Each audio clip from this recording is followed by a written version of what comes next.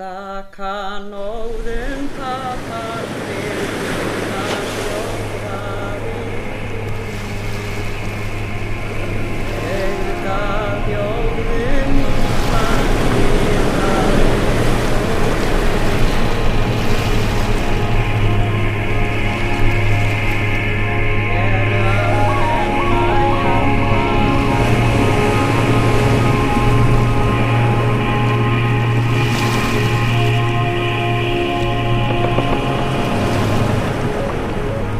I really look up to these people in many ways.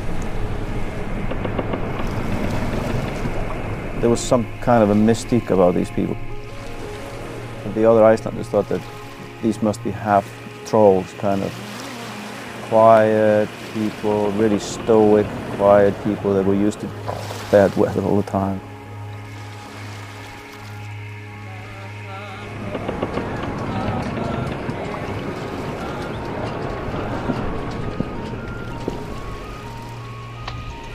Spring has arrived to the west fjords of Iceland.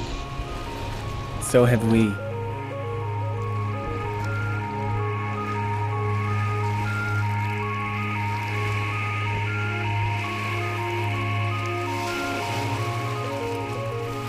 Siggy, our Icelandic captain, is taking us to the most remote part of the west fjords.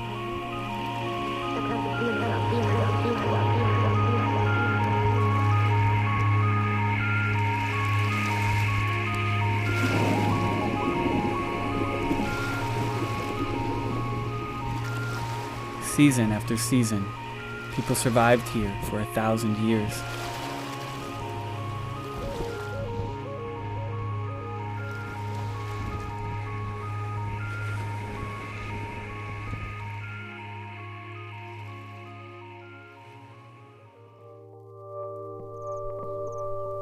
Dvölin hérna mótar mann kannski meira.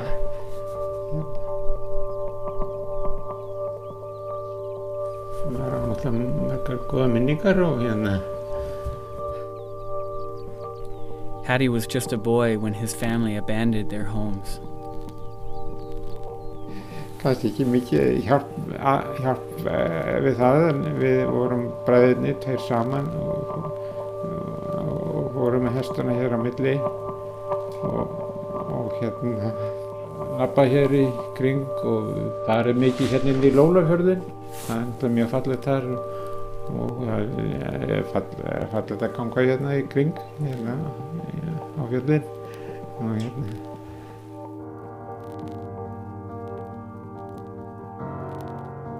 The northeast coast of this peninsula was one of the most important receivers of driftwood from Siberia. Through the centuries, this was very, very important for Iceland because there was no wood. Basically load up the horses with driftwood. And they would drag it over the ice cap on horses and drag it over to the other side and sell it to the farmers there.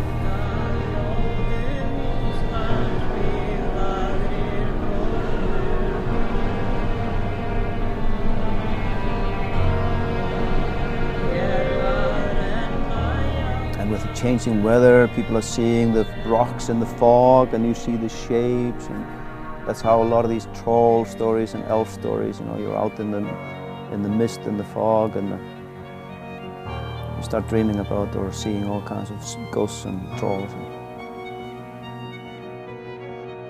So for a lot of people in Iceland, the elves are real. You just can't see them. They live in a hidden world, parallel to ours. And you ask a lot of people and they say, well, I can't say that I believe in it, but like my grandmother believed in it, and who am I to say that she is wrong? So technically you don't believe it, but you don't categorically deny it either. I mean, when I'm walking in the mountains, I don't see like elves and trolls everywhere, but a lot of people say that they have.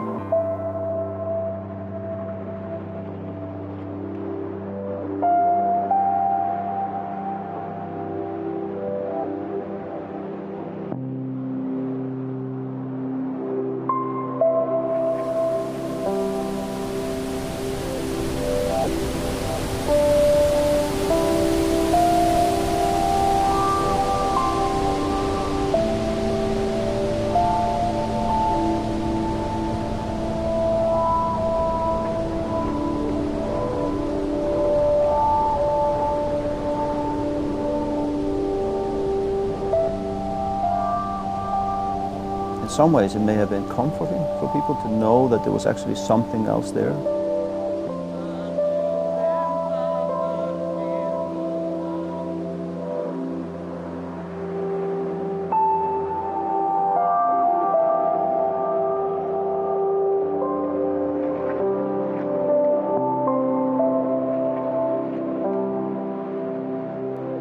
The nearest farm was on the other side of the fjord, so they would row across.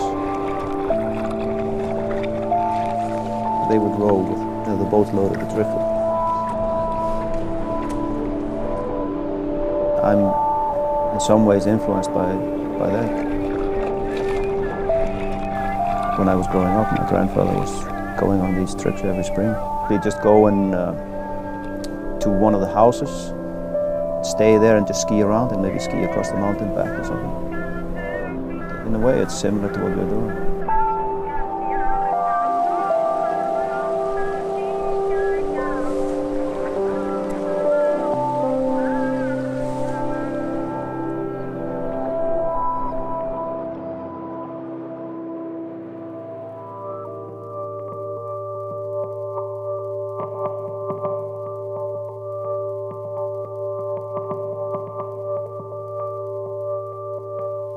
There was always food, there was always fish in the water, there was always birds, eggs, seals, whales, so there's always food.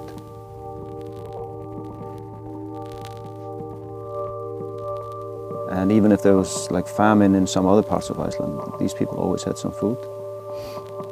But it was a very rough and remote place.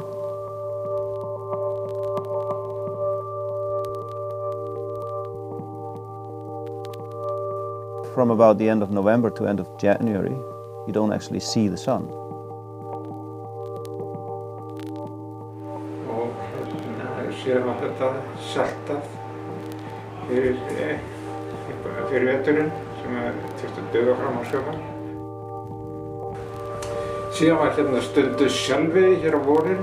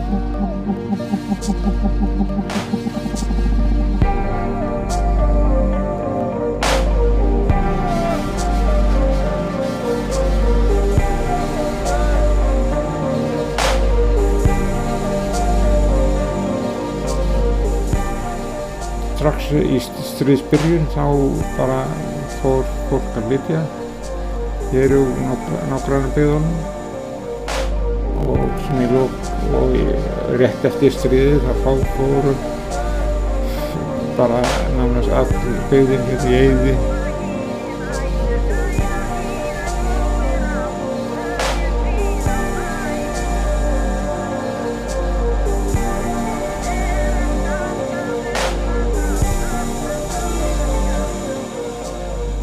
You know, I don't like to put nature aside as something that we can just look at. Whenever we like to look at something smart, like going to a park and see the nature and then retreat back to our own city or something, I want to be in it. It's a thing of being part of the nature. So I think we could learn a lot from these people who lived there in harmony with nature in 1,000 years and could do it in a sustainable way.